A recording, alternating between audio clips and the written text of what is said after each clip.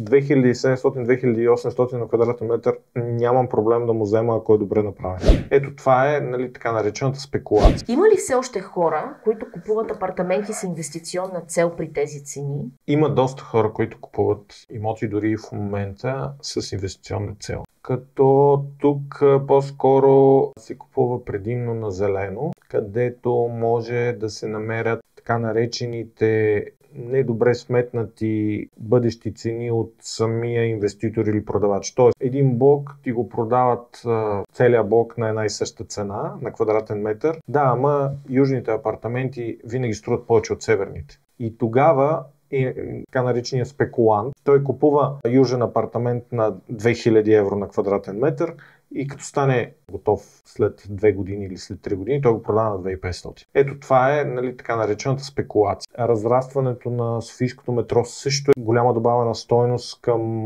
новите проекти, защото където има дори, нали, само наченки, че ще има бъдеща метростанция, там цените направо скачат с 300-400 евро на квадратен метър само след обявяването. И в момента, примерно, търсенето на завършени до ключ апартаменти е много високо и там реално можеш да имаш повишаване на цената на квадратен метър с 700-800 евро само заради това, че някой ти го е завършил. 2700-2800 на квадратен метър нямам проблем да му взема, ако е добре направен.